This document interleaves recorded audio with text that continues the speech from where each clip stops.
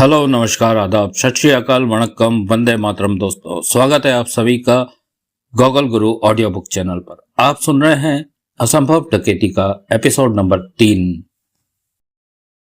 नटियाल के बाढ़ तक आते आते पांडे तनाव मुक्त हो चुका था। अब उसके दिमाग में बम और डकैती थी। यह जुदा बात थी कि कभी कभार उसकी आंखों के सामने नीना का जानलेवा जलवा घूम जाता था। मोटे नटियाल ने खोज भरी निगाह मंगल पांडे पर मारी। पांडे बार काउंटर पर पहुंचा। तभी मोटे नटियाल का स्वर उसके कानों में पड़ा। साहब को एक बढ़िया पैक बनाकर दो, इन्हें विस्की की सख्त जरूरत है। पांडे नटियाल की ओर घूमा। तेरी तबीयत तो ठीक है ना? मेरी तो ठीक है, लेकिन मुझे तेरी ठीक नहीं लग रही। क्या मतलब? पहले पैक पी ले, तब मेरी बात आसानी से तेरी समझ में आ जाएगी। तभी बारमैन ने विस्की का एक पैक बनाकर काउंटर पर रख दिया। मंगल ने एक ही सांस में पैक खाली कर दिया। और पीनी है? जल्दी क्या है? पांडे ने लापरवाही से कहा, पी लेंगे। आ, किधर? मेरे साथ कमरे में, बात करनी है तुझसे। अभी करनी है? हाँ, चल। वह दोनों गैलरी पार करके पीछे वाले कमरे में जा पहुंचे। कुर्सी पर बैठने के बाद पांडे ने सिगरेट सुलगाई और कष्ट लेते हुए बोला, बता अब क्या चाहता है तू? तूने आज तक जो भी काम किया, मुझे बताया कि तू क्या करने जा रहा है? जरूरत पड़ने पर मैंने सलाह भी दी तुझे। दी तो अब तेरा मुंह क्यों बंद है? समझा नहीं? उस दिन कौन आया था तुझसे मिलने, जिसे कमरे तक ले आया था? मैंने तो उसकी सूरत पहले कभी नहीं देखी थी। पांडे चुप रहा। नहीं खुल रहा मुंह उसके बारे में? अच्छा छोड़ इसे। तू यह बता, आ कहां से रहा है? यूं ही घूमने गया था। घूमने गया था? ठीक है। नटियाल ने सिर हिलाया। खड़ा हो। क्या? पांडे ने उसे हैरानी से देखा। खड़ा तो हो। असमंजसता में घिरा पांडे खड़ा हो गया। नोटों की गड्डियां निकाल। पांडे ने जेब में हाथ डाला और चारों गड्डियां उसने मेज पर रख दी। 40,000? ये कहां से मिले तुझे? पांडे के चेहरे पर बेचैनी की लहरें उभरी। मंगल, आज मुझे तेरे व्यवहार पर हैरानी हो रही है, सख्त हैरानी हो रही है। मैंने तुझे दोस्त कम और भाई ज्यादा माना है। आज तेरा रवैया मेरी समझ से बाहर है। अरे ऐसा कुछ नहीं है। तो फिर कैसा है? मैंने आज तक तुझसे कुछ छुपाया नहीं, तो फिर आज क्यों छुपा रहा है? आज तक मैंने अपनी योजना पर काम किया, इसलिए बताने में कोई हर्ज नहीं समझता था। लेकिन इस समय मैं किसी और की योजना पर काम कर रहा हूं, और उसने मना कर रखा है बात आगे करने को। बस यही बात है। वो जो आया था यहां, उसी की योजना पर काम कर रहा है तू? हाँ। ठीक है, उसने मना किया और तूने बात आगे नहीं की। लेकिन क्या मैं भी आगे वाले लोगों में आता हूं? अरे मुझसे की बात क्या बाहर जाएगी? बता तो सही। वह देवराज चौहान था। पांडे बोला। देवराज चौहान? वो खतरनाक आदमी? हाँ। क्या काम करने जा रहा है? 9.5 करोड़ की बैंक डकैती। इस काम में तू अकेला है या 2-4 आदमी और भी है? और भी हैं। वह भी तेरी तरह खतरनाक ही होंगे? हाँ। फिर पांडे ने आज की हुई मीटिंग के बारे में उसे सब कुछ बता दिया। साथ ही नीना पाटेकर से हुए झगड़े के बारे में भी बताया। वह तो बहुत खतरनाक लड़की है। अगर वह तुझे गोली मार देती तो? छोड़ इन बातों को। पांडे लापरवाही से बोला, मैं सबको देख लूंगा। देख लेना डकैती के बाद, अभी नहीं। यह 40,000 किस लिए? बम खरीदने के लिए। तू रामविलास के पास चला जा, वो बमों का सारा इंतजाम करा देगा। पांडे सिर हिलाकर बाहर निकल गया। मोटा नटियाल वहीं कुर्सी पर बैठा भारी सोच में डूबा रहा। मंगल पांडे ने शामली के घर में प्रवेश किया तो खूबचंद को लुंगी को 2 दूनी 4 किए एक कुर्सी पर बैठे पाया। शामली उसे देखते ही चहक उठी। आज तो बहुत दिनों के बाद आया तू। टाइम नहीं मिला तेरे पास आने का। तू ठीक तो है ना? मैं बिल्कुल ठीक हूं। गला बड़ा खुश्क हो रहा है। अभी लाई। कुछ क्षण बाद शामली जब लौटी तो उसके हाथ में विस्की से भरा एक गिलास था। वह पांडे के पास बैठती हुई बोली, कहाँ था तू इतने दिन तक? बोला ना, टेम नहीं था। क्या कर रहा है? वही जो पहले करता था, उसने कहा और एक ही सांस में पैक पी लिया। शामली ने मंगल पांडे का हाथ अपने हाथ में थाम लिया। एक बात कहूं? क्या? बुरे काम छोड़ दे। मैं तुझे कहूं कि धंधा छोड़ दे तो क्या छोड़ देगी? हाँ छोड़ दूंगी। तू कह के तो देख। शरीफ कब से बन गई तू? मजबूरी है, नहीं तो शरीफ में पहले से ही थी। ठीक है, तू धंधा छोड़, 10-15 दिन में मैं तुझे इतना पैसा दे दूंगा कि तुझे पेट भरने की चिंता ना होगी। कहां से आएगा तेरे पास 10-15 दिन में इतना पैसा? बैंक में डकैती डालने जा रहा हूं। यह मेरी जिंदगी का आखिरी काम है। इसके बाद मेरे पास दौलत की कोई कमी ना रहेगी। सारी जिंदगी चैन से कटेगी। मंगल, अगर तुझे कुछ हो गया तो? आज तक नहीं हुआ तेरे मंगल को, तो अब क्या होगा? तुझे अगर मेरे साथ जिंदगी बितानी है तो अपना बोरिया बिस्तर तैयार करके रख। कहने के बाद पांडे वहां से उठा और पलटकर बाहर निकल गया। शामली उसे देखती रह गई। पांडे के जाते ही खूबचंद ने भीतर प्रवेश किया। मालूम हुआ क्या? शामली ने उसे देखा। यही कि वह आजकल किस फिराक में है? पूछा था, बताया नहीं उसने। शामली ने लापरवाही से कहा। हरामजादी, झूठ बोलती है। मैं सब सुन रहा था। वह किसी बैंक में डाका मारने जा रहा है। सुना है तो मुझसे क्यों पूछ रहा है?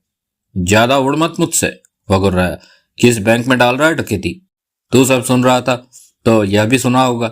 यह नहीं सुना, तभी तो पूछ रहा हूं तुझसे। इस बारे में वह कुछ नहीं बोला। तूने पूछा क्यों नहीं? वह जल्दी में था। हरामजादी, मेरे सामने चालाक बनती है। खूबचंद दांत किटकिटा उठा, आगे बढ़ा और उसकी बाहें पकड़कर ऐंठ दी। मैंने तेरे को जो काम पूरा करने को कहा वह तूने पूरा क्यों नहीं किया? बांह छोड़ कमीने, शामली दर्द से चीखी। खूबचंद ने गुस्से से झटका देकर उसकी बांह छोड़ दी। आज के बाद अपनी दादागिरी किसी और को दिखाना, समझा? अगर मेरे पे जोर आजमाइश की दोबारा तो ठीक नहीं होगा तेरे लिए। अच्छा, फिर क्या करेगी तू? तेरा खर्चा पानी बंद कर दूंगी। एक पैसा भी नहीं दूंगी तुझे। शामली, दफा हो जाए यहां से। चूहे जैसा दिल है, हिम्मत है नहीं और चला है मंगल के काम में दखल देने। खूबचंद दांत पीसता हुआ कमरे में जाकर कपड़े चेंज करने लगा। उसने निश्चय कर लिया कि पांडे के मामले में वह कुछ न कुछ करके रहेगा। अब वह डालचंद के घर का एक चक्कर लगाने का ख्वाहिशमंद था। डालचंद घर पहुंचा तो साथ में ढेर सारा सामान उठाए हुए था। यह क्या है बेटा? शारदा देवी उसे देखते ही चारपाई से उठ खड़ी हुई। घर का सामान है माँ। ओ कमला, ले ये सारा सामान ठिकाने लगा दे। आई भैया। दूसरे कमरे से कमला आई और सामान समेटने में लग गई। इधर आ।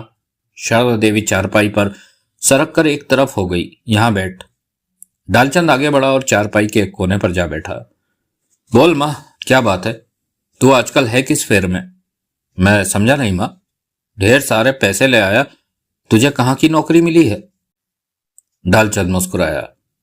माँ, तू क्यों फिक्र कर रही है? बेटे, माँ तो होती ही है फिक्र करने के लिए। बता तो, कैसी नौकरी है यह जो पैसे तो ढेर सारे देती है लेकिन काम नहीं लेती? माँ, कई तरह की नौकरियां होती है, तू नहीं समझेगी इन बातों को। तू मुझे बच्ची समझता है? मैं माँ, डालचंद बीच में ही बोल पड़ा, मेरी घूमने की नौकरी है, तुम नहीं समझोगी। अब देखो ना, कुछ ही दिनों बाद कंपनी वाले कुछ दिन के लिए इस शहर से बाहर भेज रहे हैं। बाहर कहाँ? टूर पर। कंपनी का ऑर्डर वगैरह लाना पड़ता है ना। डालचंद हंसकर बोला। अब तो तुम्हारा इलाज बढ़िया करवाऊंगा। कमला की शादी भी 2-4 महीने में अच्छा सा लड़का देखकर कर दूंगा। जुग जुग जियो बेटा, भगवान तेरी रोजी रोटी को सलामत रखे। तभी कमला पानी का गिलास ले आई। डालचंद ने पानी पीकर गिलास उसे थमाया। चाय रखी है भैया, कमला ने कहा और गिलास लेकर चली गई। तभी दरवाजा थपथपाया गया। कौन आ गया? देखता हूं मां। डालचंद उठा और आगे बढ़कर दरवाजा खोला। सामने खड़े व्यक्ति को देखते ही वह चौंका। 40 बरस की मीडियम सेहत वाला, चेहरे से दादा नजर आने वाला व्यक्ति खड़ा था। वह बसंत था, राजा राम का आदमी। तुम? डालचंद के होठों से निकला। हाँ, तुम्हें राजा राम ने बुलाया है। राजा राम ने? हाँ, कुछ काम है, लेकिन अभी मैं व्यस्त हूं, आ नहीं सकता। तेरी इतनी हिम्मत कि तू हमारी बात को मना करे? उसके दांत भिज गए। धमकी मत दे मुझे, तेरा थोबड़ा बिगाड़ के रख दूंगा। तू मुझे ऐसा बोला? कह दूं राजा राम से? उसने कहा। हाँ हाँ, कह दे, साथ में बता देना कि तूने क्या कहा है। फुट साले, बहुत बड़ी बड़ी बातें कर रहा है तू। राजा राम तेरे होश ठिकाने ला देगा। दफा हो जा, नहीं तो यहां से टूटा थोबड़ा लेकर जाएगा। बसंत ने दांत बीचकर उसे घूरा, फिर पलटकर बाहर चला गया। डालचंद पलटा तो शारदा देवी बोली, कौन था बेटे? कंपनी से एक आदमी आया था माँ, कुछ काम था, कह दिया सुबह आऊंगा। अभी चला जाता। अभी तो आया ही हूं, आते ही कैसे चला जाऊं? कमला, चाय ला दे। कमला ने चाय का गिलास उसे दे दिया। 1.5 घंटे बाद डालचंद के घर का दरवाजा पुनः खटखटाया गया। डालचंद ने दरवाजा खोला। बाहर भीमराव था, राजा राम का आदमी। क्या बात है, पहले बसंत आया और अब तू? डालचंद ने पूछा। तूने बसंत को आने से मना किया? भीमराव सख्त स्वर में बोला। किया? साला अपने आप को तोप समझ रहा था। उसे समझाकर भेजना चाहिए था कि डालचंद कुत्तों की तरह भौंकने वाले आदमियों को कभी पसंद नहीं करता है। वह तेरे से टेढ़ा बोला था। भीमराव का तनाव कुछ ढीला पड़ा। हाँ, जैसे मेरा मालिक हो। मुझे नहीं पता था, मैं बात करूंगा उससे। अब तू चल। कहाँ? राजा राम के पास, उसे काम है तुझसे। आज मैं बहुत थका हुआ हूं, डालचंद ने सिर हिलाकर कहा। तू कितना भी थका क्यों ना हो, तुझे साथ तो चलना ही पड़ेगा, खास काम है। क्या खास काम आ गया? राजा राम के पास क्या खास काम होता है? कहीं माल पहुंचाना है? शायद ऐसा ही हो, मुझे पक्का पता नहीं है। अब चल। रुक, मैं माँ को बोलकर आता हूं। यह भी बोल देना कि तू रात को शायद घर ना आ सके। राजा राम, गैंगस्टर राजा राम, स्मगलिंग, चोर बाजारी, काला बाजारी, डकैती, कत्ल, यानी समय के अनुसार वह हर काम कर लेता था। उम्र 50 बरस, लंबाई 5 फीट, पतला गठा बदन, परंतु आदमी दिलदार था। खतरे से भरा हर काम हंसकर करता था, इनकार सुनने का आदी नहीं था वह। राजा राम ने गहरी निगाहों से डालचंद को घूरा, फिर कहा, तूने आने से मना किया था? हाँ। यह जानकर भी मना किया कि तेरे को मैंने बुलाया है? हाँ। इतनी हिम्मत कहां से आ गई तेरे में? इसमें हिम्मत की क्या बात है, वह बहुत बढ़ चढ़कर बातें कर रहा था। कमाल है, तू बसंत से नहीं डरा? उसके बाप की खाता हूं क्या जो डरूं? तू अपने आप को बहुत बड़ा दादा समझ रहा है क्या? दादा तो तू है, मैं तो कुछ भी नहीं। काम बोल, बुलाया क्यों है मुझे? राजगढ़ माल पहुंचाना है। इस समय शाम के 8 बज रहे हैं। तेरे को फास्ट ड्राइविंग करनी है, बिना एक्सीडेंट के ठीक 10 बजे वहां पहुंच जाना है। अगर 10:30 बज जाएगी तो कौन सी आफत आ जाएगी? आ जाएगी, तुझे नहीं मालूम। राजा राम अपनी जुबान का पक्का है। तेरे साथ बसंत जाएगा, साथ में 2 और। बसंत नहीं जाएगा मेरे साथ। कायकू? मेरे को वह आदमी पसंद नहीं, वही जाएगा तेरे साथ। अगर वह जाएगा तो कार भी वही चलाएगा, मैं नहीं। राजा राम ने कठोर निगाहों से उसे घूरा। तू मेरे को मना कर रहा है? काम मैंने करना है। काम के समय मेरी नापसंद का आदमी साथ होगा तो कार उलट भी सकती है। राजा राम कई पल उसे घूरता रहा। भीमराव चलेगा?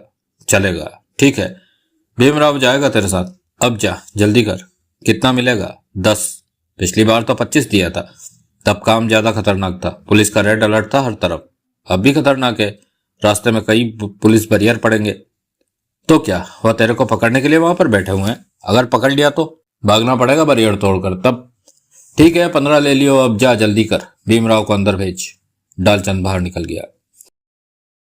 अगले दिन शाम को सब देवराज के घर पर इकट्ठे हुए। मंगल पांडे एक छोटे से एयर बैग के साथ वहां पर पहुंचा था। इस बैग में पूरे 12 बम है, पावरफुल और धमाकेदार।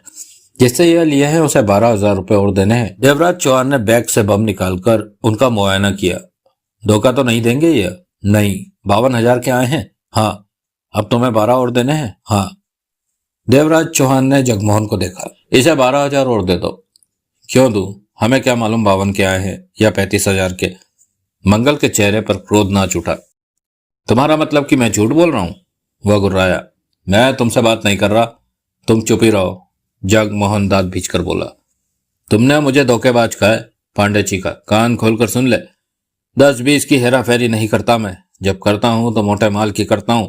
अपने जैसा सबको मत समझ। जगमोहन कुछ कहने ही जा रहा था कि देवराज चौहान की आवाज सुनकर ठिठक गया। इसे 12,000 दे दे, साथ में मुंह बंद रख। गुनगुनाता हुआ जगमोहन दूसरे कमरे में गया और 12,000 के साथ लौटा। नोटों को टेबल पर रख दिया। मैंने अभी 12,000 बम वाले को देने हैं। पांडे पैसे उठाता हुआ बोला। वह इस मामले में किसी को उधार नहीं देता, लेकिन मेरी पुरानी पहचान वाला है और मैं इस बात की जरूरत भी नहीं समझता कि तुम में से किसी को उस तक ले जाऊं। हमें उसके पास जाने की जरूरत भी नहीं है।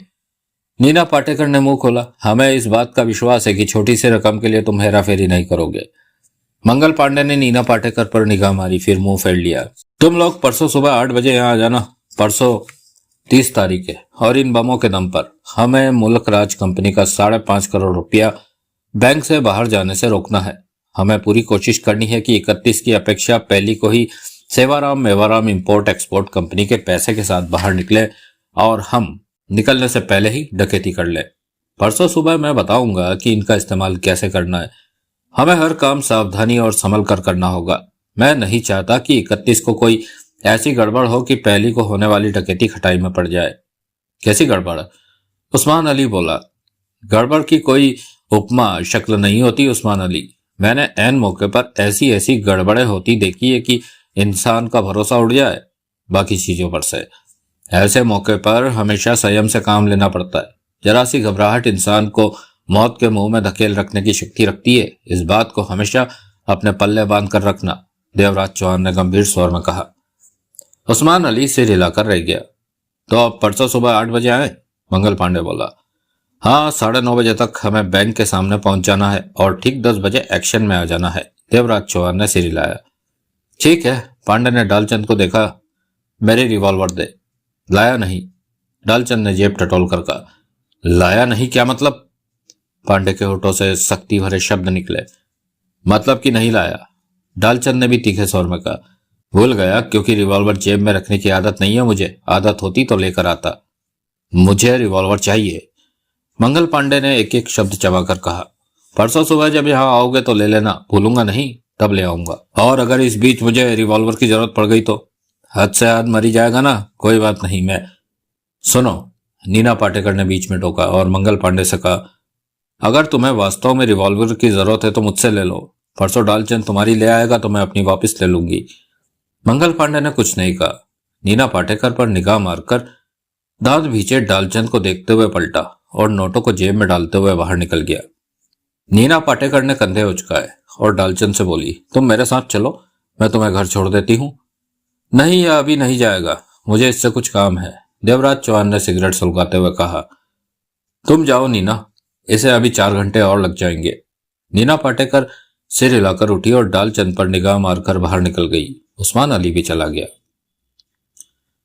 डालचंद ने प्रश्न भरी निगाहों से देवराज चौहान को देखा। डालचंद, मैं तेरे को वह जगह दिखाना चाहता हूँ जहां पर तेने डकैती के बाद नोटों से भरी कार ले जानी है। मैं चाहता हूं तो बैंक से लेकर वहां तक के सारे रास्ते का जायजा ले ले, तब भागते समय जाने तुझे किन किन रास्तों से गुजरना पड़े, समझा? तू हर उस रास्ते को समझ ले जो बैंक से वहां तक जाता है। अब तुझे आराम से नहीं बैठना है, रास्तों की पहचान करने में लग जाना है। तुझे वह ठिकाना बता देता हूं, कल से तू रास्तों की पहचान पर लग जा। डालचंद ने सहमति में सिर हिलाया। और वह ठिकाना तू किसी को भी नहीं बताएगा? मैं भला किसको बताऊंगा? नीना पाटेकर को।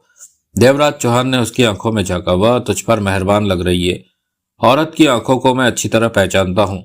तुम दोनों जो भी करो मुझे इस बात से कोई मतलब नहीं, लेकिन हम में जो बात हो वह बाहर ना जाए। वह मुझ पर मेहरबान है तो इसका मतलब यह नहीं कि सब कुछ खोलकर उसके सामने रख दूं, डालचंद ने लापरवाही से कहा। मेरा उसका कोई मेल नहीं, तुम इस मामले में किसी बात की फिक्र न करो। साली अपने पर कोई मेहरबान नहीं होती, जगमोहन होठों ही होठों में बड़बड़ाया। देवराज चौहान डालचंद के साथ शहर की सीमा पर फॉर्मों के बाग में पहुंचा। वहां काफी सारे फार्म हाउस बने हुए थे, अमीर लोगों की आरामगाह। जब भी मौज मस्ती का मूड होता तो यहाँ पर आ जाते। उन्हीं फार्म हाउसेस के बीच में छोटा सा एक फार्म हाउस देवराज चौहान ने महीनों पहले किराए पर ले रखा था। डालचंद के साथ वह उसी फार्म पर पहुंचा। फार्म 2000 गज में था। बाउंड्री की जगह 6 फीट की ऊंची कांटेदार तारें थी। तारों के साथ साथ सफेदे के पेड़ काफी ऊंचाई तक जा रहे थे। प्रवेश द्वार की जगह लकड़ी का 12 फीट लंबा चौड़ा और ऊंचा फाटक लगा हुआ था। फाटक से कच्चा रास्ता फार्म पर बनी कॉटेज पर जाता था, जो कि फार्म के ठीक बीचों बीच बनी हुई थी। वह 4 कमरों की कॉटेज थी। एक कमरा आम कमरों से 2.5 गुना आकार का था। देवराज चौहान ने कार को कॉटेज के पास रोका और नीचे उतरा। डालचंद भी बाहर आ गया। उसने एक एक चीज को ध्यान से देखा। यहां लाना है कार को? डालचंद ने पूछा। हाँ, आओ। देवराज चौहान कॉटेज के गिर्द घूमता हुआ पिछली तरफ आ गया। कॉटेज के पीछे फूस का छोटा सा कमरा बना रखा था। ऊपर छत पर भी फूस था। एक तरफ का हिस्सा बिल्कुल खाली छोड़ रखा था। इस खाली हिस्से से तुम कार को भीतर लाओगे। बाद में इस जगह भी फूस की लटकती दीवार बन जाएगी, जिसे हटाकर भीतर प्रवेश किया जा सकेगा। डालचंद ने सिर हिलाया, आसपास देखा। यहाँ पर कोई बाहरी आदमी तो नहीं आ सकता? डालचंद ने पूछा। नहीं, 99% तो नहीं आ सकता। डकैती के बाद यहाँ लगातार पहरा दिया जाएगा। देवराज चौहान ने सिगरेट सुलगाकर आसपास निगाहें दौड़ाते हुए कहा। इतनी बड़ी डकैती और मोटे माल के बाद कोई गड़बड़ हो, यह बात किसी को अच्छी नहीं लगेगी। डालचंद ने सहमति में सिर हिलाया। लेकिन यहां पर रहेंगे कब तक? कम से कम 1 महीना। इस बीच आराम से माल का बंटवारा करेंगे। तब तक पुलिस की सरगर्मियां भी कम हो जाएंगी। उसके बाद सब अपने हिस्से का माल लेकर अपने अपने रास्ते पर चल पड़ेंगे। जिसे पुलिस के जाल में फंसना होगा वह माल को जल्दी उड़ाना शुरू कर देगा। जिसे बचना होगा वह साल भर इंतजार करेगा। डालचंद ने पुनः सिर हिलाया। एक बात तो बताओ। देवराज चौहान ने उसे देखा। 9.5 करोड़ की डकैती होगी, मुझे सिर्फ 50,000? जब मैंने तुम्हें 1 करोड़ कहा था तो तब तुमने काम करने से ही मना कर दिया था। तब मैंने समझा था तुम खामखा मुझे कहीं फंसाने जा रहे हो। देवराज चौहान हंसा। अब क्या समझ रहे हो तुम? अब तो सब मामला समझ में आ गया है। मेरे लिए कोई खास दिक्कत नहीं, चिंता ना करो। देवराज चौहान ने उसके कंधे पर हाथ रखा। तुम्हें 1 करोड़ ही मिलेगा। सवाल यह नहीं कि तुम डकैती में हिस्सा नहीं लोगे। सवाल यह है कि डकैती के बाद सबसे महत्वपूर्ण काम तुमने ही करना है। मेरे साथ जो काम करता है बराबर का हिस्सेदार ही बनता है। धोखेबाजी मेरी फितरत में शामिल नहीं। डालचंद ने प्रशंसा भरी निगाहों से उसे देखा। एक बात कान खोलकर सुन लो, मुझे दगाबाजों से सख्त नफरत है। डकैती के दौरान किसी तरह की कोई हेराफेरी करने की कोशिश मत करना, वरना। क्या कहते हो? डालचंद उसकी बात काटकर हड़बड़ा के बोला। भगवान का नाम लो, मैं भला उल्टा सीधा काम क्यों करने लगा? समझाना मेरा फर्ज था। तुमने मेरे सिवाय किसी को यह जगह क्यों नहीं दिखाई? डालचंद बोला। तुम्हें दिखाना मजबूरी है। 1 तारीख को कार ड्राइव करके तुम्हें ही यहाँ लानी है, किसी और को बताना ठीक नहीं। 9.5 करोड़ रुपया कैश, करीब 1 महीना भर यहाँ रहना है। अगर किसी के मन में बेईमानी आ गई तो वह पहले ही अपने आदमी यहाँ लाकर छिपा सकता है। तब 9.5 करोड़ कैश ही नहीं, हम लोगों की जान भी खतरे में पड़ सकती है। लेकिन पैसा आ जाने के दौरान भी तो वह लोग बाहर निकलेंगे? नहीं निकलेंगे। यहाँ पर एक बार आ जाने के बाद महीना भर यहाँ से बाहर नहीं निकला जा सकता। देवराज चौहान ने एक एक शब्द चबाकर कहा। अगर कोई बाहर जाना चाहे, इस कैद को मंजूर न करना चाहे तो देवराज चौहान का चेहरा पल भर के लिए दरिंदगी से भर उठा, किंतु फिर तुरंत ही सामान्य हो गया। उसे मारकर उसकी लाश फॉर्म के किसी हिस्से में दबा दी जाएगी। हम सबको साथ मिलकर ही चलना होगा। जो लाइन से हटकर चलेगा वह मरेगा, क्योंकि मैं किसी भी हालत में इस बार दौलत को हाथ से नहीं निकलने दूंगा। इस बार? तुम नहीं समझोगे इस बार का क्या मतलब है। देवराज चौहान एकाएक मुस्कुराया। तुम कल सुबह वजीर चंद प्लेस से लेकर यहां तक जो भी रास्ता आता है उसे देख लो, अच्छी तरह समझ लो। डकैती के बाद हालात कैसे होते हैं, जाने किस रास्ते से भागना पड़े। मैं नहीं चाहता कि तुम रास्ता भटक जाओ और पुलिस के जाल में जा फंसो। ठीक कह रहे हो तुम। वजीर चंद प्लेस से जो रास्ते यहां तक आते हैं उन्हें मैं 2 दिन में ही अच्छी तरह पहचान लूंगा। कॉटेज को भीतर से देखोगे? देख लेते हैं। देवराज चौहान ने कॉटेज के सामने वाले हिस्से की तरफ जाकर जेब से चाबी निकालकर लॉक खोला और दोनों भीतर प्रवेश कर गए। डालचंद ने अच्छी तरह सारी कॉटेज देखी, फिर दोनों वापसी के लिए रवाना हो गए। तुम्हारी आंख क्यों सूजी हुई है? कार ड्राइव करते हुए देवराज चौहान ने पूछा। कुछ मत पूछो। डालचंद ने एक गहरी सांस ली। कल एक राक्षस पीछे पड़ गया था। मैं समझा नहीं। राजा राम को जानते हो ना? 3 महीने पहले मैंने उसका माल कहीं पहुंचाया था, तो कल रात उसके आदमी मुझे लेने आ गए। राजा राम ने बुलाया था। माल को 2 घंटे में राजगढ़ पहुंचाना था, जबकि रास्ता 3 घंटे का था। मरता क्या ना करता। गले में राजा राम जैसे इंसान की घंटी बंदी थी। काम करना पड़ा। सारी रात इसी भागदौड़ में रहा। सुबह घर आकर सोया। ओह, देवराज ने सिर हिलाया। बहरहाल 2-4 दिनों के लिए अपने सारे काम बंद कर दो। मैं नहीं चाहता कि उल्टा सीधा काम करते हुए पुलिस वालों के हत्थे चढ़ जाओ। इससे हमें परेशानी होगी। वैसे भी मोटे माल की तरफ देखो। छोटे काम करते रहने का मतलब है एक ना एक दिन फंसना। डालचंद गहरी सांस लेकर रह गया। खूबचंद की खोपड़ी खूब हिलडुल गई थी। वह समझ नहीं पा रहा था कि डालचंद है किस फेर में। उस समय वह डालचंद के घर पर नजर रख रहा था, जब राजा राम का आदमी बसंत और बाद में भीमराव लेने आया था। डालचंद उनसे सिर्फ 20 गज की दूरी पर दीवार की ओट में खड़ा था। तब भीमराव जब उसे कार में लेकर गया तो खूबचंद ने उसका टैक्सी से पीछा किया। तब उसने राजा राम का अड्डा देखा। राजा राम के अड्डे को वह नहीं जानता था। कुछ देर नजर रखने और अपनी समझदारी के बलबूते पर पूछताछ करने पर उसे मालूम हो गया कि यह मशहूर गैंगस्टर राजा राम का अड्डा है। तब खूबचंद की खोपड़ी को करंट लगा था। वह समझ नहीं पाया था कि डालचंद एक तरफ तो देवराज चौहान, नीना पाटेकर और मंगल पांडे जैसे खतरनाक लोगों के साथ डकैती की योजना में घुसा हुआ है और इधर राजा राम से संबंध बनाए हुए है। उसके बाद डालचंद जब भीमराव और 2 आदमियों के साथ कार में राजा राम के अड्डे पर से रवाना हुआ तो खूबचंद वहीं खड़ा रहा, क्योंकि तब उसके पास उसके पीछे जाने की सवारी मौजूद नहीं थी। टैक्सी स्टैंड दूर था। वह खड़ा हुआ तूफानी गति से जाती कार को देखता रहा। घर आकर सोचा तो नींद नहीं आई। दिमाग में यही बात घूम रही थी कि डालचंद है किस फेर में, वह क्या करना चाहता है। लाख सिर घुमाने के बाद भी जब कुछ समझ ना पाया तो विस्की के 2 तगड़े पैक बनाकर बेड पर जा लेटा। थोड़ी बहुत बेचैनी के बाद नींद आ गई। अगले दिन सुबह 10 बजे उठा। तब भी वह रात वाली बात ही सोच रहा था। नहा धोकर तैयार हुआ। शामली द्वारा बनाया नाश्ता भी रखा रह गया। वह जल्द से जल्द डालचंद की निगरानी पर लग जाना चाहता था। रास्ते में ही थोड़ा नाश्ता किया और डालचंद के घर के आगे जा टिका। सारा दिन धूप में ही सूखता रहा। शाम को कहीं जाकर डालचंद नजर आया। तैयार होकर घर से निकला। खूबचंद उसके पीछे चल पड़ा। दोनों टैक्सी पर आगे पीछे देवराज चौहान के ठिकाने पर पहुंचे। वह अपनी छिपने वाली जगह पर जा पहुंचा। उसके बाद खूबचंद ने मंगल पांडे, उस्मान अली और नीना पाटेकर को वहां प्रवेश करते देखा। उसका मन तो बहुत किया कि मकान के पास जाकर किसी खिड़की से कान लगाकर भीतर की बातें सुने, लेकिन अपनी इस इच्छा को दबा कर रह गया। भीतर एक से एक दरिंदे मौजूद थे। अगर पकड़ा गया तो उसकी लाश का भी पता नहीं चलने देंगे कि कहां गई। 2 घंटे बाद ही सब बाहर निकले और अपने अपने रास्तों पर बढ़ गए, परंतु डालचंद बाहर नहीं निकला था। खूबचंद को डालचंद के बाहर आने का इंतजार था, क्योंकि वह जानना चाहता था कि क्या आज भी वह राजाराम के पास जाएगा या नहीं। अगर जाएगा तो सीधा मतलब है कि डालचंद किसी तगड़े फेर में है। 15 मिनट बाद डालचंद निकला। साथ में देवराज चौहान भी था। दोनों बाहर खड़ी कार में बैठे और वहां से रवाना हो गए।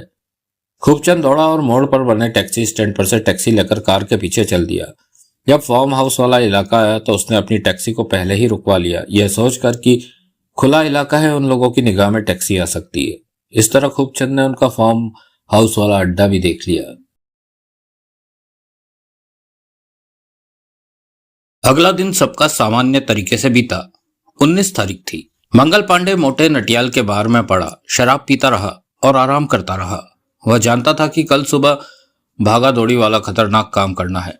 उस्मान अली अपने घर से बिल्कुल भी नहीं निकला था, सिर्फ रात को निकला था और खाना पैक करवाकर वापस घर पर आ गया था। नीना पाटेकर रेस्टोरेंट के ऊपर घर में बंद रही। उसे डकैती के सफल हो जाने की पूरी उम्मीद थी। वह भी पूरी तरह इस हक में थी कि कल बैंक से निकल जाने वाले 5.5 करोड़ बैंक में रहे तो परसों डकैती में 9.5 करोड़ का हाथ मारा जा सकता है। 5.5 करोड़ कल ना निकले, इसके लिए मन ही मन उसने दृढ़ निश्चय कर लिया था कि वह पैसा रुकवा कर ही रहेगी। डालचंद सुबह सुबह ही घर से निकल गया था और वजीरचंद प्लेस पहुंचकर उसने टैक्सी किराए पर ली और दिन भर नए नए रास्तों से वजीरचंद पैलेस से फॉर्म तक आता जाता रहा, रास्तों की पहचान करता रहा। 31 तारीख सुबह 8 बजे सब देवराज चौहान के ठिकाने पर थे।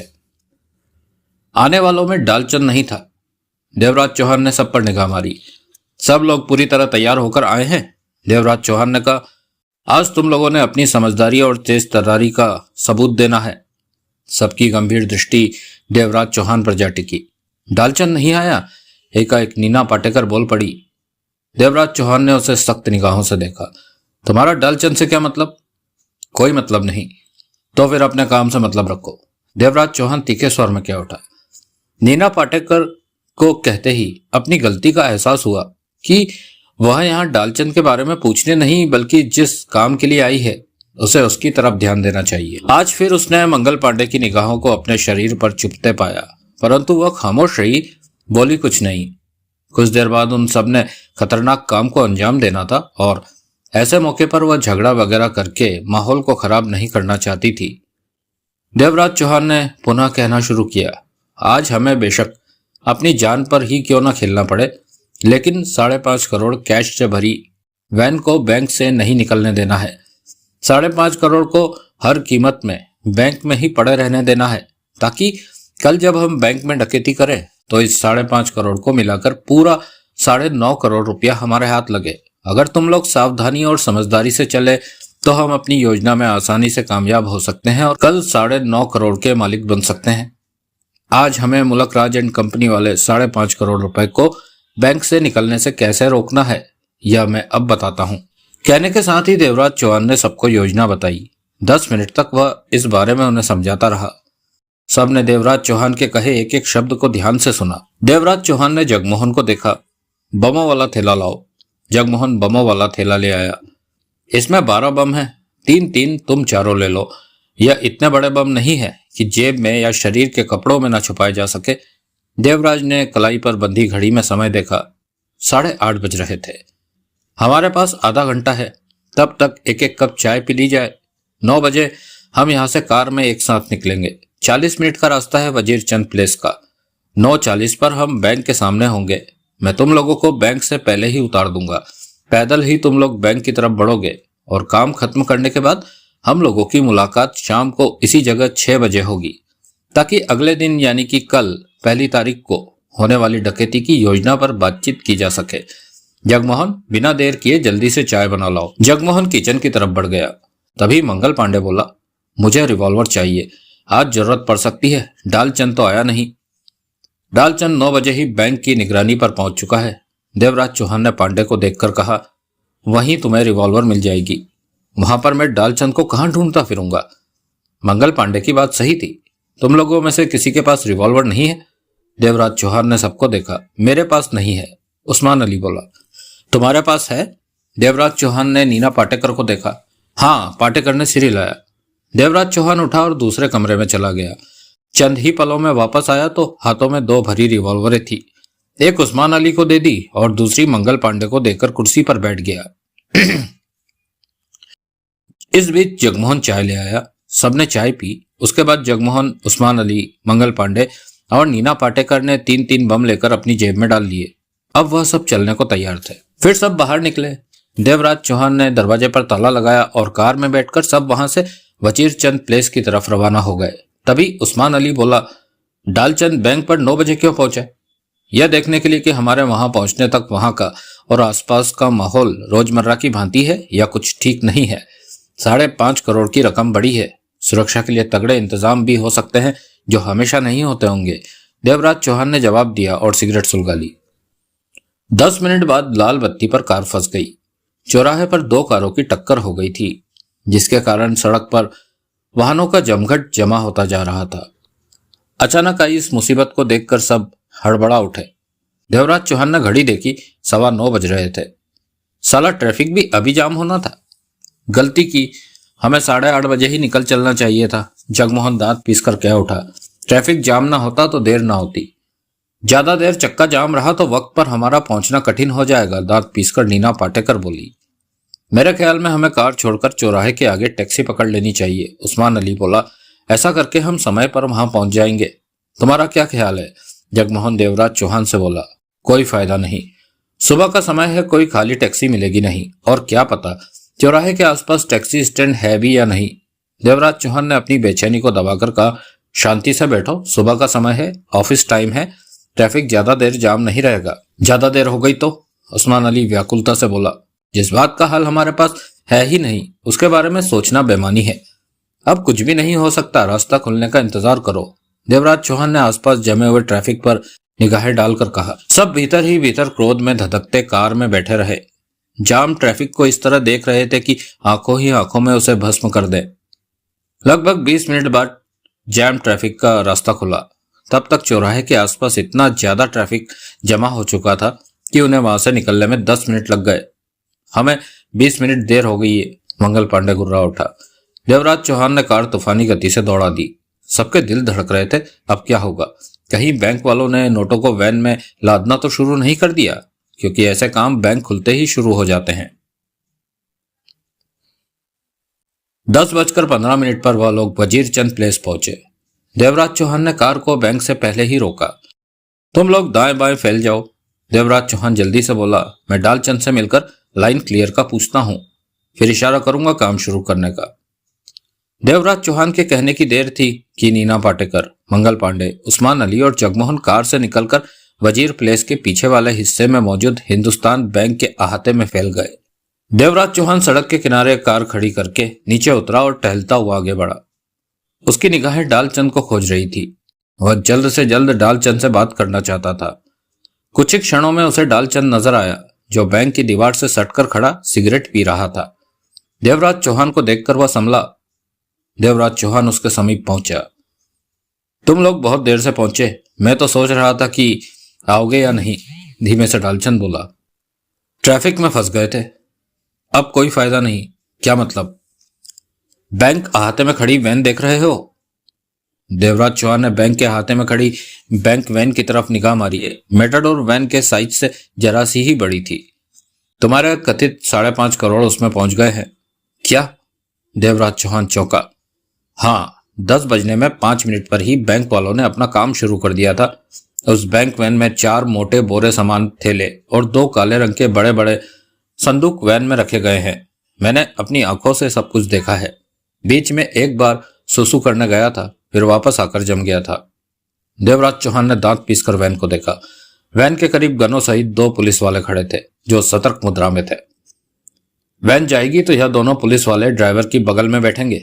डालचंद ने गहरी सांस लेकर कहा, अब कोई चांस नहीं है। 5.5 करोड़ वैन में पहुंच गया है। अब बमों को इस्तेमाल नहीं किया जा सकता।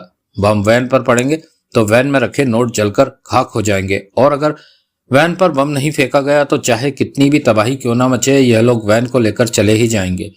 यानी कि अब किसी भी सूरत में वैन में मौजूद रुपया बैंक के भीतर नहीं पहुंचाया जा सकता। मतलब साफ है कि कल हमें डकैती में सिर्फ 4 करोड़ ही हासिल होंगे। देवराज चौहान के जबड़े सख्ती से भींचे हुए थे, निगाहें वैन पर। वैन के भीतर 4 बड़े बैग और 2 बड़े बड़े ट्रंक है। हाँ, और कुछ तो नहीं।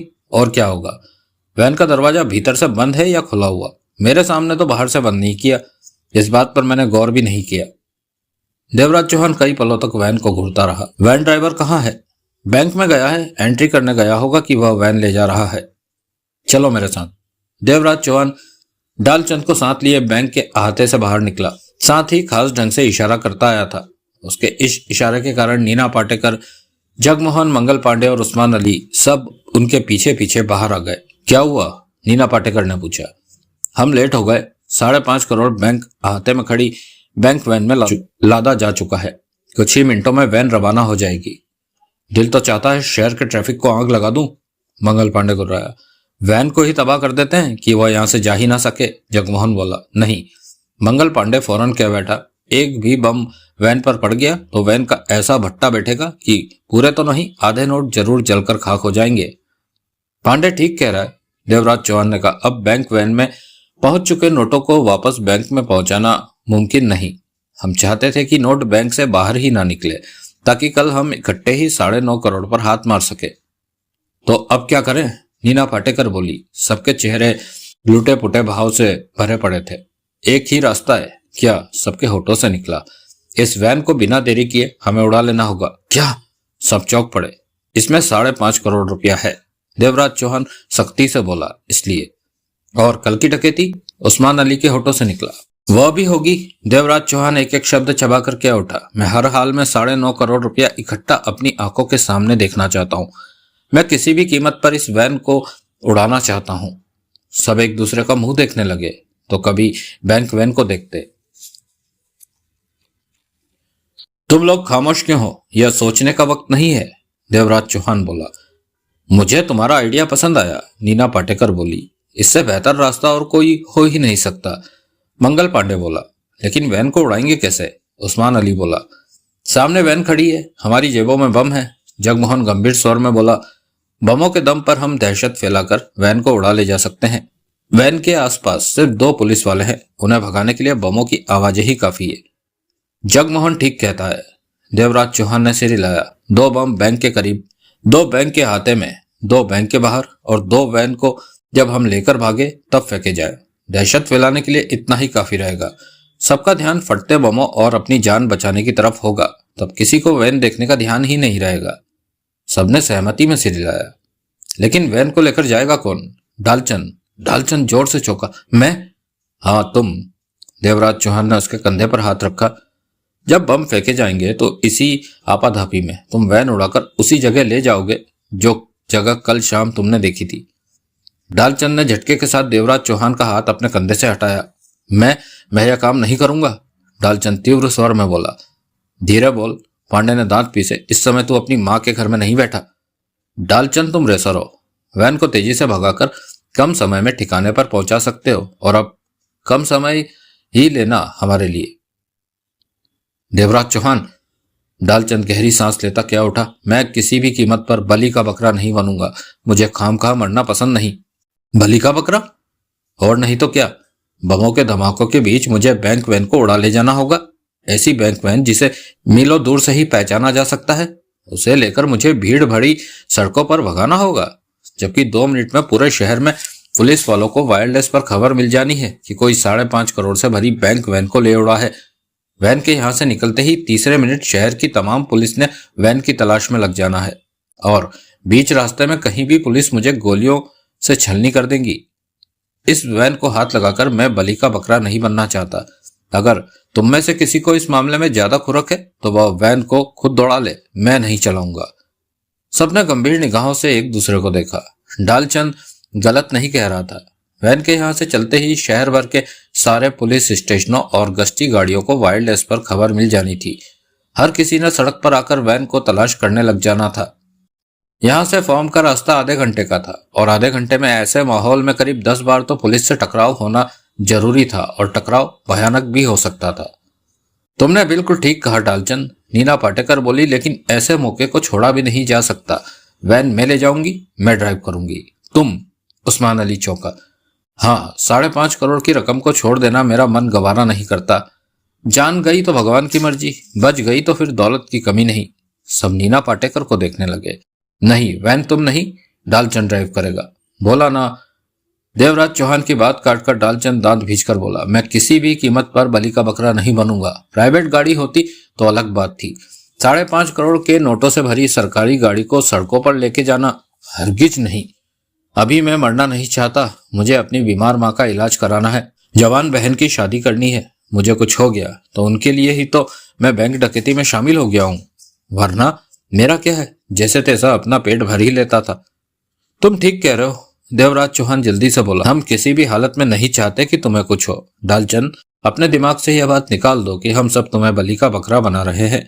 वैन में मैं तुम्हारे साथ चलूंगा। तुम? हाँ, वैन में मैं तुम्हारे साथ रहूंगा। रास्ते में आने वाले हर खतरे से निपटने की पूरी कोशिश करूंगा कि तुम्हारी मौत बाद में हो और मेरी पहले। तुम्हारे साथ मैं भी तो बलि का बकरा बन रहा हूं। देवराज चौहान, यह सब करना खुद को मौत के मुंह में। मैं जानता हूं, मुझे मत समझाओ। जब मौत ना आई हो तो मौत का मुंह भी बंद हो जाता है। इंसान कैसे बच गया वह जान ही नहीं पाता। हौसला रखो तुम। मैं वैन में चलूंगी, नीना पाटेकर बोल पड़ी। देवराज चौहान ने सख्त निगाहों से उसे देखा। जब तक मैं ना कहूं इस मामले में कोई खामखा नहीं बोलेगा। नीना पाटेकर ने पुनः कुछ कहा भी नहीं। जगमोहन, यहां पर 8 बम इस्तेमाल होंगे, बाकी बचे 4। 2 तुम अपनी जेब में रख लो और 2 मुझे दो।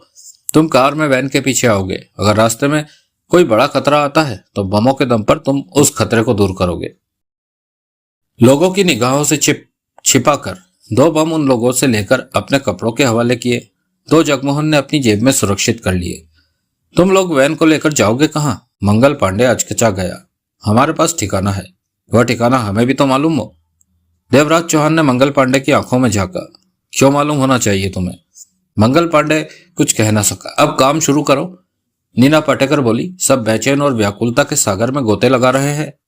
जिसे ठिकाने के बारे में जानना होगा वो मुझसे पूछेगा। अगर यह लोग वैन उड़ा ले गए और हमें धोखा दिया तो? मंगल पांडे धीमे स्वर में गुर्रा उठा। तो तुम दोगी मुझे हिस्सा? तब तो मैं तेरे को ऐसा हिस्सा दूंगी कि तू पैदा होने पर पछताएगा। नीना पाटेकर दरिंदगी से भरे स्वर में गुर्रा उठी। पांडे, देवराज चौहान ने सख्त स्वर में कहा, अपने गंदे विचारों को अपने दिमाग में ही ठूस कर रख। वक्त नहीं है, वरना तुझे अच्छी तरह जवाब देता। लेकिन इसके बाद हम मिलेंगे कहाँ? उस्मान अली बोला। शाम को मेरे ठिकाने पर। देवराज चौहान ने कहा, अब तुम लोग फैल जाओ और जिस तरह मैंने बमों को फेंकने के लिए कहा है वैसे ही करो। तुम मुझे मरवा कर ही रहोगे। डालचंद ने कातर भाव से देवराज चौहान को देखा। उसकी बात पर ध्यान न देकर देवराज चौहान ने जगमोहन से कहा, तुम जाकर सड़क के किनारे मौजूद कार में बैठो। वैन के चलते ही सावधानी से पीछे लग जाना, लापरवाही नहीं होनी चाहिए। जगमोहन ने सिर हिलाया और पलटकर कार की तरफ बढ़ गया। देवराज चौहान के इशारे पर अन्य भी वहां से हट गए। आओ। देवराज चौहान ने डालचंद को देखा। जल्दी ही वैन की तरफ बढ़ो, वैन का ड्राइवर कभी भी आ सकता है। उसी पल वैन का ड्राइवर बैंक से बाहर निकला। उसके साथ बैंक का कोई कर्मचारी भी था। दोनों बातें करते हुए वैन की तरफ बढ़ रहे थे। डालचंद उनके आने से पहले ही, हमें वैन में बैठना है, जल्दी। देवराज चौहान और डालचंद तेजी से वैन की तरफ दौड़े। अगले ही पल वहां बम के तेज धमाके गूंज उठे। धुआं, धूल का गुबार, ढहती हुई दीवार। पल भर में ही वहां भूकंप जैसा माहौल बन गया। वैन का ड्राइवर चौंका, साथ में आया बैंक कर्मचारी भी, हजारी लाल। बैंक कर्मचारी चीख कर बोला, मुझे कुछ गड़बड़ लग रही है, तुम वैन को अपने काबू में ले लो, मैं भीतर जाकर खबर करता हूं। जी साहब। हजारी लाल ने जेब से सरकारी रिवॉल्वर निकाली और वैन की तरफ दौड़ा। तभी आहते की दीवार पर बम पड़ा। दीवार के परखच्चे उड़ गए। कई छोटे मोटे टुकड़े हजारी लाल के जिस्म से टकराए। हजारी लाल के होठों से कराह निकल गई, परंतु उसने वैन की तरफ बढ़ना न छोड़ा। बमों के धमाके रह रहकर गूंज रहे थे। देवराज चौहान और डालचंद उन धमाकों से बचते हुए वैन तक जा पहुंचे थे। जो ही डालचंद वैन का ड्राइविंग डोर खोलकर बैठने लगा, उसी समय हजारी लाल उसके सिर पर आन पहुंचा और बदहवासी में चीखा, अबे क्या करता है, वैन से परे हट, कहकर उसने डालचंद की बांह थामी। चारों तरफ धूल ही धूल का आलम था। कठिनता से एक दूसरे का चेहरा देख पा रहे थे। वह लोग अपने हिसाब से बम के धमाके किए जा रहे थे। ड्राइवर हजारी लाल ने जब डालचंद की बांह पकड़ी तो डालचंद सकपका गया। अबे छोड़, यह कोई मुझे पकड़ने का टाइम है, हट जा पीछे।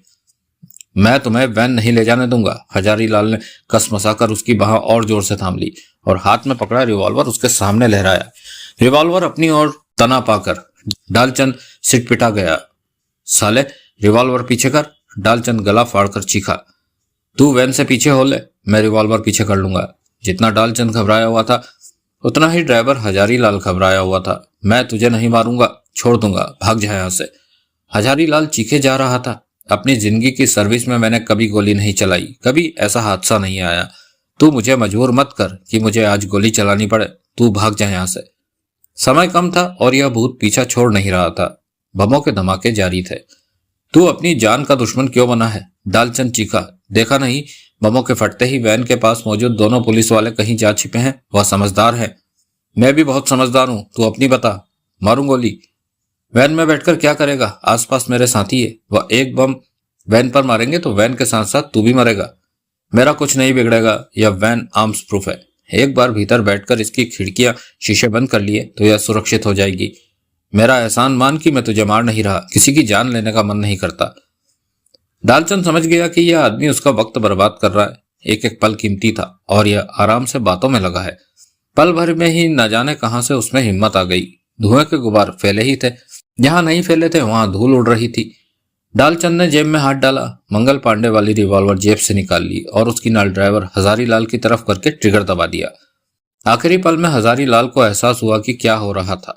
हजारी लाल कुछ भी नहीं कर सका और गोली उसकी छाती में लगी। वह उछला और पीठ के बल नीचे जा गिरा। डालचंद ने रिवॉल्वर जेब में डाली और अगले ही पल वह ड्राइविंग सीट पर बैठा था। देवराज चौहान तब तक दूसरी तरफ जा बैठा था। दरवाजे खिड़कियां बंद कर लो वैन की, यह आर्म्स प्रूफ बुलेट प्रूफ है, हमें कुछ नहीं होगा। तुम्हें किसने बताया कि यह आर्म्स प्रूफ है? वैन के ड्राइवर ने। कहने के साथ ही डालचंद ने वैन स्टार्ट कर दी और गोली की रफ्तार से उसे दौड़ा दी।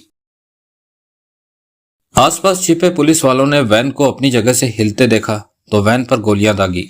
वैन की विंड स्क्रीन पर गोलियां लगी और गायब हो गई। आर्म्स प्रूफ वैन का होना हमारे लिए फायदेमंद है। देवराज चौहान दांत भींचकर बोला, इससे हमारे लिए 50% खतरा कम हो गया है। रास्ते में मिलने वाले पुलिस वालों का मुकाबला करने में आसानी होगी। डालचंद ने जैसे उसकी बात सुनी ही नहीं। वैन को हवा की रफ्तार से भगाया जा रहा था। रास्ते में कई जगह एक्सीडेंट होते होते बचा। देवराज चौहान रिवॉल्वर थामे खामोश बैठा था। वह जानता था कि डालचंद की ड्राइविंग इसी तरह खतरनाक होगी। उसने डालचंद पर निगाह मारी जो होठों पर होठ जमाए बैठा था। अब तक पुलिस वालों को खबर मिल गई होगी, डालचंद बोला। हाँ, पुलिस वालों के पास वायरलेस सेट खड़क रहे होंगे। तुम सिर्फ ड्राइविंग पर ध्यान दो और किसी बात की फिक्र ना करो। ड्राइविंग पर ध्यान तो मैं आंखें बंद करके भी कर सकता हूँ। डालचंद एक एक शब्द चबा करके उठा। यह तो मेरे बाएं हाथ का खेल है, लेकिन एक गड़बड़ हो गई। क्या? मेरे हाथों खून हो गया इस वैन के ड्राइवर का। पुलिस मुझे पकड़ सकती है। बेवकूफी वाली बातें मत करो, देवराज चौहान ने सख्त स्वर में कहा। इन कामों में कभी कभी ऐसा भी करना पड़ता है। रास्ते में पुलिस के हाथ लग गए तो वह रिवॉल्वर मुझसे बरामद कर सकती है। अपनी रिवॉल्वर मुझे दो और तुम मेरी रख लो। भगवान ना करे कि ऐसा वक्त आ भी गया तो पुलिस तुम पर ड्राइवर के कत्ल का इल्जाम नहीं लगा पाएगी, क्योंकि जिस रिवॉल्वर की गोली से ड्राइवर मारा गया है वह तो मेरे पास से बरामद होगी। डालचंद ने बिना कुछ कहे रिवॉल्वर बदली और अपनी जेब में डालते हुए खतरनाक अंदाज में मोड़ काटा। अभी तक पुलिस की कोई गाड़ी नहीं मिली। डालचंद बोला, चिंता न करो, बहुत जल्दी तुम्हारी यह तमन्ना पूरी होगी। पुलिस वाले शहर के हर खास रास्तों की नाकाबंदी कर रहे होंगे। तुझे उनके ऐसे दर्शन हो गए कि जिंदगी भर याद रखेगा, देवराज चौहान ने कटु स्वर में कहा। चंद पलों की खामोशी के बाद डालचंद बोला, मैंने बहुत बुरा किया। क्या? उस ड्राइवर को मारकर? वह बहुत शरीफ आदमी था, उसने मेरी बांह पकड़ रखी थी, उसकी रिवॉल्वर मेरी तरफ थी, वह गोली भी चला सकता था परंतु चला ही नहीं। कह रहा था उसने कभी गोली नहीं चलाई, इसलिए अब भी नहीं चलाना चाहता। वह मुझे भगा रहा था कि मैं यहां से चला जाऊं। वह मुझे छोड़ रहा था लेकिन मैंने ही उसे गोली मार दी। तुम उसे शूट ना करते तो आखिरकार उसने तुम्हें शूट कर देना था। लालचंद ने सहमति में सिर हिलाया। भूल जा सब बातों को, तूने निर्दोष की हत्या नहीं की, बल्कि ऐसे इंसान को गोली मारी है जिसने रिवॉल्वर पकड़ रखी थी और कभी भी वह तेरे को गोली मार सकता था। उसे मारकर तूने अपनी जान बचाई है। कुछ भी हो, उसे मारने का दुख मुझे हमेशा रहेगा। वह शरीफ आदमी था। डालचंद ने गहरी सांस लेकर गर्दन हिलाई। देवराज चौहान ने कुछ नहीं कहा। डालचंद तूफानी गति से वैन को भगाए जा रहा था। कार में तुम्हारा साथी जगमोहन आ रहा होगा। डालचंद बोला, हाँ। वैन की रफ्तार को वह पकड़ लेगा? कह नहीं सकते। तुम सामान्य गति से डबल स्पीड पर, बल्कि उससे भी ज्यादा तेजी से चला रहे हो। बहरहाल वह पीछे ही होगा। डालचंद सिर हिलाकर रह गया। तभी सामने लाल बत्ती आ गई। डालचंद के होठ भिज गए। लाल बत्ती के पास दो कारें बराबर खड़ी थी। साले मरेंगे, डालचंद एकाएक क्रूर स्वर में बड़बड़ा उठा। देवराज चौहान से बोला, संभल कर, टक्कर लगेगी। देवराज चौहान ने डोर हैंडल को कसकर पकड़ लिया। अगले ही पल बैंक वैन दोनों कारों से पीछे से टकराई। दोनों कारों को जबरदस्त झटका लगा। एक आगे जाकर रुकी, दूसरी बाईं तरफ घूमती हुई फुटपाथ से जा टकराई। डालचंद वैन को आगे भगाता चला गया। चौराहे पर खड़े पुलिस वालों ने अपनी मोटरसाइकिल संभाली और वैन के पीछे लगा दी, परंतु वैन की गति देखकर मन ही मन पुलिस वाला सोचने लगा कि क्या वैन को वह पकड़ भी पाएगा या नहीं। पुलिस सायरनों की आवाज कुछ इस प्रकार से गूंज रही थी कि ऐसा महसूस हो रहा था कि दिमाग की नसें फट जाएंगी। वह करीब 6 गाड़ियां थी जो सड़क के बीचों बीच घेराबंदी करके खड़ी थी। बैंक वैन किन किन रास्तों को पार करती हुई सड़क पर आगे बढ़ रही थी, यह खबर उनको बराबर मिल रही थी और उसी के आधार पर उन 6 पुलिस वैनों ने सड़क को घेर लिया था। उन्हें विश्वास था कि कुछ ही पलों में वैन इसी सड़क से गुजरेगी और यहाँ करीब 50 पुलिस वाले गनों सहित पोजीशन लिए हुए और आती बैंक वैन को पकड़ लेने का दृढ़ निश्चय किए होंगे। उन्हें वायरलेस पर खबर मिल चुकी थी कि किस प्रकार लुटेरे बैंक वैन को ले उड़े हैं और उसमें 5.5 करोड़ के नोट है। तभी जीप में वायरलेस पर बैठा कांस्टेबल जीप से गर्दन बाहर निकालकर गला फाड़कर जोर से चिल्लाया, सर, अभी अभी मैसेज मिला है कि वैन इधर ही आ रही है। उसकी बातें सुनते ही वहां मौजूद 2 में से एक इंस्पेक्टर चिल्लाया, वैन इसी तरफ आ रही है और हमने हर हाल में वैन को रोककर उस पर कब्जा करना है। वो लोग जिंदा हाथ न लगते तो गोलियों से भून देंगे। सारे पुलिस वाले अलर्ट हो गए। पोजीशन उन्होंने पहले ही संभाल रखी थी। कुछ पलों उपरांत दूर उन्हें वैन आती दिखाई दी। सावधान, वैन आ रही है, पुलिस इंस्पेक्टर चिल्लाया। वैन गोली की रफ्तार से पास आती जा रही थी। कुछ करीब पहुंची तो वैन होने की स्पष्ट झलक मिली। यह वही बैंक वैन है, इंस्पेक्टर चिल्लाया। जाने ना पाए, पहले रोको, पकड़ो, बेबस करो, जब कुछ ना हो सके तो उड़ा दो सबको। वैन तेजी से पास आई। ब्रेकों की चरमराहट गूंजी। वैन रुक गई। पुलिस वैनों ने रास्ता कुछ इस प्रकार रोक रखा था कि निकलना असंभव था। वैन रुकते ही पुलिस वालों ने वैन को घेर लिया। अब क्या करें? वैन के भीतर बैठा डालचंद गहरी सांस लेकर बोला, इन लोगों ने हमें घेर लिया है। तुमने कहा था वैन आर्म्स प्रूफ है। देवराज चौहान बोला, हाँ। तो फिर चिंता की क्या बात है? इन लोगों को यह बात मालूम नहीं होगी कि वैन पर गोलियां असर नहीं करती। मालूम होते ही इनके हौसले पस्त हो जाएंगे। कहने के साथ ही देवराज चौहान ने वैन का शीशा इतना नीचे किया कि उसमें से रिवॉल्वर की नाल बाहर निकल सके। फिर उसमें से रिवॉल्वर की नाल बाहर निकालकर फायर कर दिया। गोली एक पुलिस वाले के कंधे पर लगी। तुम लोग चारों तरफ से गिर चुके हो, इंस्पेक्टर क्रोध भरे स्वर में बोला। मैं पहली और आखिरी बार वार्निंग दे रहा हूं, हाथ उठाकर वैन से बाहर आ जाओ। दोनों में से कोई भी बाहर ना निकला तो इंस्पेक्टर गला फाड़कर चिल्लाया, फायर। अगले ही पल वहां गोलियों की तड़तड़ाहट गूंज उठी। जब गोलियां वैन के शीशे से टकराकर फिसलती देखी तो वास्तव में उनके हौसले पस्त हो गए। वे समझ गए कि वैन के शीशे बुलेट प्रूफ है। वैन यहां से निकालो डालचंद। सामने पुलिस जीपों और कारों को जोड़कर सड़क बंद कर दी गई है। डालचंद विचार भरे स्वर में बोला, अगर मैंने इन्हें टक्कर मारकर पीछे करना शुरू किया तो हो सकता है वैन के इंजन में कोई खराबी आ जाए। वैन का रास्ता बनाने के लिए पुलिस कारों को कई बार टक्कर मारनी होगी। फिर देवराज चौहान के होठ बिच गए। तुम बमों का इस्तेमाल करो। एक बम भी किसी कार पर पड़ गया तो सारी की सारी गाड़ियां धूं धूं जलने लगेगी, फिर इस वैन का निकलना असंभव हो जाएगा, देवराज चौहान ने कहा। डालचंद ने होठ भींच लिए। तो फिर वैन से टक्कर मारते हैं, जो होगा देखा जाएगा, देवराज चौहान ने सिर हिला दिया। डालचंद ने वैन आगे बढ़ाई तो पुलिस वालों की गोलियों की बाढ़ पुनः आई, जो कि उनका कुछ न बिगाड़ सकी। मैं कहता हूं रुक जाओ। पुलिस इंस्पेक्टर की चेतावनी से भरी खोखली आवाज उनके कानों में पड़ी, जबकि वह जानता था कि बुलेट प्रूफ वैन होने के कारण उसे रोक पाना संभव नहीं। वैन रफ्तार के साथ सड़क के बीचों बीच खड़ी पुलिस गाड़ी से जा टकराई। 4 बार वैन से जोरदार टक्करें मारने के पश्चात रास्ता खुला। पीछे से पुलिस वाले गोलियां बरसाते ही चले गए, परंतु उनका बिगड़ा कुछ नहीं। अलबत्ता वैन की बॉडी से असंख्य गोलियों के छेद हो चुके थे। वैन की बॉडी में असंख्य गोलियों के छेद हो चुके थे। पुलिस गाड़ियों को हटाने के चक्कर में वैन का अगला सिरा पूरी तरह पिचक गया था। भगवान का शुक्र था कि वैन के इंजन में कोई गड़बड़ी नहीं आई थी। इससे पहले कि कोई पुलिस कार वैन का पीछा करती, वैन आंधी की रफ्तार से उनकी नजरों से ओझल होती चली गई। रास्ते में 2 जगह और भी पुलिस से टकराव हुआ, परंतु वह बचकर निकल ही गए। अलबत्ता वैन की दशा और भी खराब हो गई। डालचंद कई सड़कों से वैन को दौड़ाता हुआ फार्मों के इलाके में आ पहुंचा। जल्दी करो डालचंद, यह जगह हमारे लिए बहुत ज्यादा खतरनाक है। अगर किसी ने बैंक वैन को देख लिया तो देर सवेर पुलिस भी आ जाएगी। डालचंद तेजी से वैन को भगाए ले जा रहा था। जब वैन फार्म के बाहरी गेट पर पहुंची तो देवराज चौहान ने कहा, ठहरो, फाटक मत तोड़ना, मैं अभी खोलता हूं।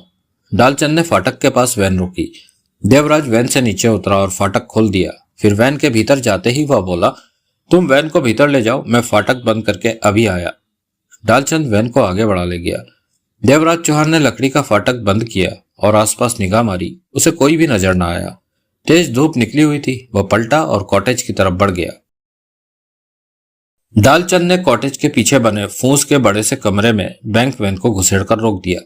इंजन बंद करके नीचे उतरने लगा कि एकाएक उसका जिस्म स्थिर हो गया। वह सांस लेना भूल गया। कई क्षणों तक वह लकवे के मरीज की भांति सीट पर बैठा रह गया।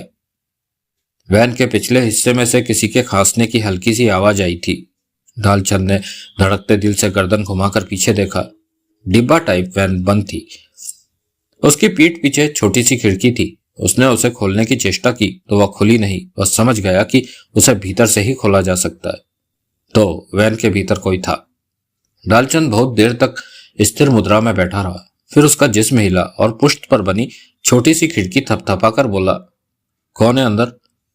परंतु अंदर से कोई आवाज नहीं आई। वह कांपती टांगों से नीचे उतरा और वैन की बॉडी से टेक लगाकर गहरी सांसें लेने लगा। वैन के भीतर से भी वह आहट लेने का प्रयास कर रहा था, परंतु भीतर से किसी प्रकार की कोई आहट नहीं आई। लेकिन उसे 100% विश्वास था कि भीतर कोई है जरूर। तभी देवराज चौहान वहां आ पहुंचा। तुमने ड्राइविंग बहुत अच्छे से की। अगर कोई और होता तो वैन को यहां तक ना पहुंचा पाता। मुझे खुशी है कि मैंने सही आदमी का चुनाव किया है। उसने डालचंद की पीठ थपथपाई। डालचंद ने गहरी गहरी सांसें लेते हुए देवराज चौहान को देखा। वैन में कोई है? वैन में कोई है। डालचंद के शब्द सुनकर देवराज चौहान चौंका। क्या कह रहे हो? वैन में कोई है, मैंने खांसी की आवाज सुनी है। देवराज चौहान ने डिब्बा बंद वैन को चारों ओर घूमकर देखा। फिर पीछे की तरफ खुलने वाले दरवाजे को खोलने की चेष्टा की। दरवाजा भीतर से बंद था। कौन है अंदर? उसने दरवाजा थपथपाया। जवाब में भीतर से कोई आवाज नहीं आई। तब तक डालचंद भी देवराज चौहान के करीब आ चुका था। तुम तो वहां वैन पर निगाहें रखे हुए थे। देवराज चौहान ने उसे देखा। डालचंद ने सहमति में सिर हिलाया। फिर कोई भीतर हो और बोले ना, यह कैसे हो सकता है? मैंने कहा ना। डालचंद आतंक भरे स्वर में चीख उठा। वैन में कोई है जरूर। मैंने खांसी की आवाज सुनी है। तुम मेरी बात का विश्वास क्यों नहीं कर रहे हो? देवराज चौहान ने उसकी बदतर हो रही हालत को देखा। अगर वैन में कोई है भी तो इसमें इतना घबराने की क्या आवश्यकता है? डालचंद ने उल्टी हथेली से चेहरे पर बहते पसीने को साफ किया और वैन पर निगाह मारकर देवराज चौहान को देखा।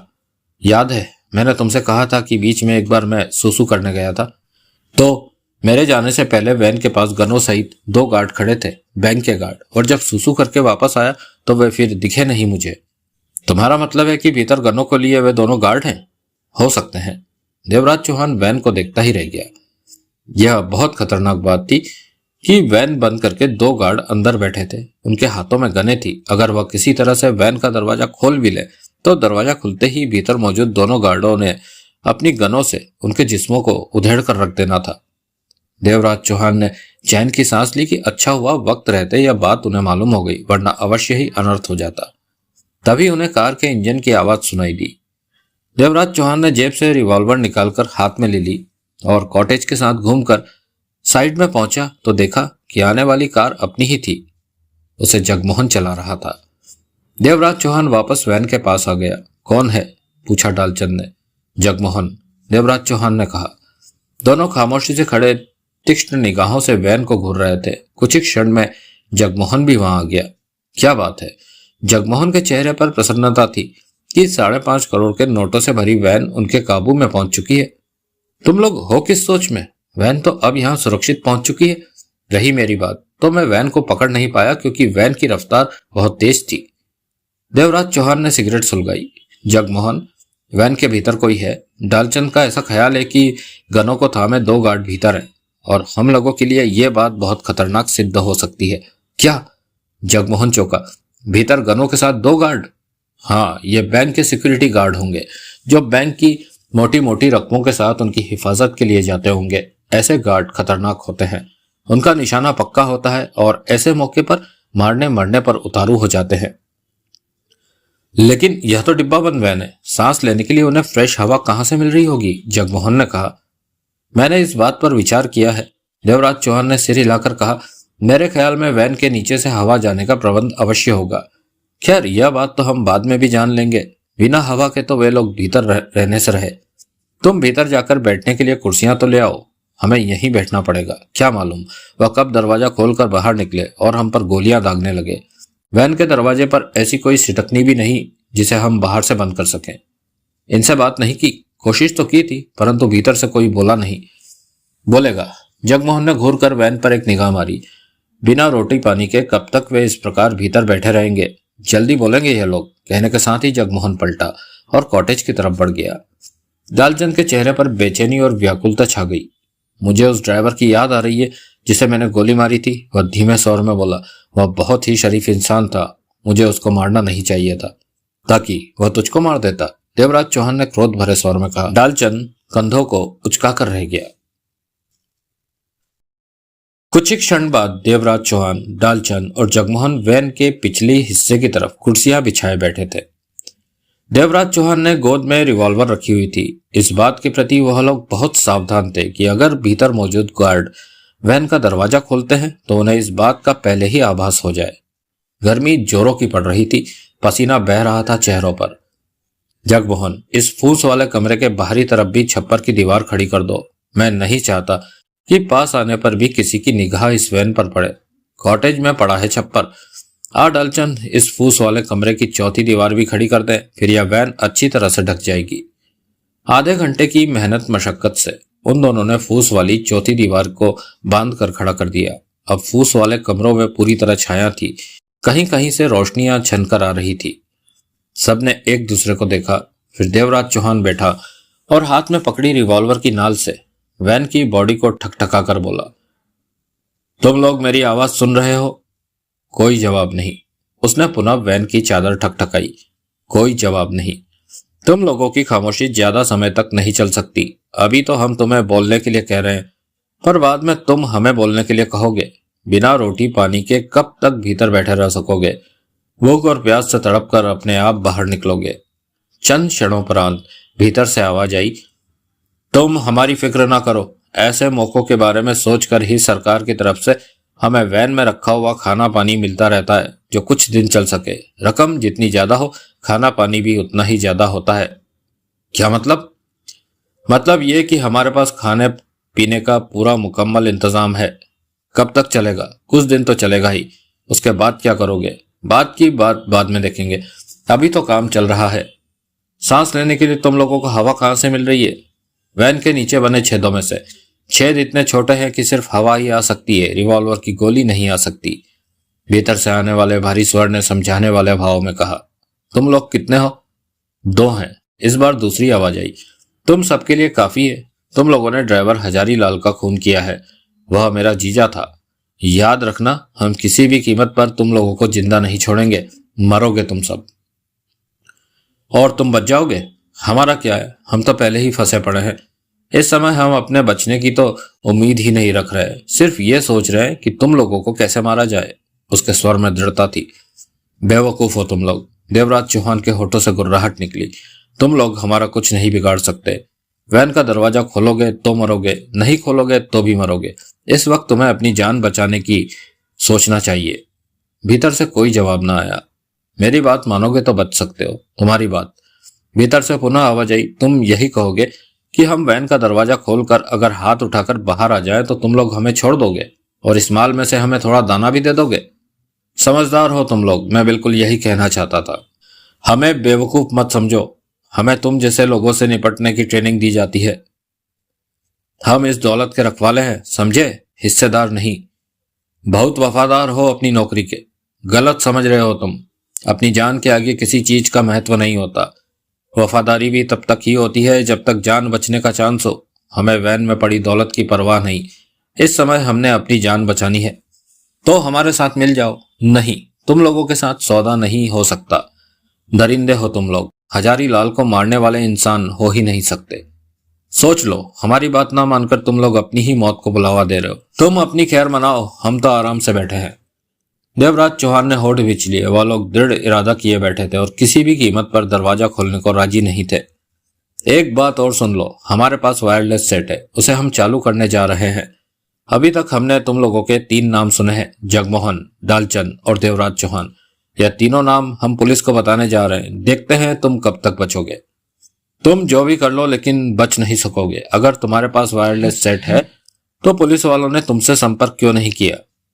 जरूर किया होगा, लेकिन संपर्क होता कैसे? हमने सेट की तारें निकाल रखी थी ताकि तुम लोगों की बातचीत हम सुन सके। अगर हम ऐसा ना करते तो तुम लोगों के नाम हमें कैसे मालूम होते? तभी देवराज चौहान की निगाह डालचंद पर पड़ी, जो घबराहट और आतंक जद बैठा था। उसका चेहरा फक्क पड़ा था। दोस्तों, यह एपिसोड को यहीं समाप्त करते हैं। इसके बाद आपसे मुलाकात होगी इसके एपिसोड नंबर 4 में।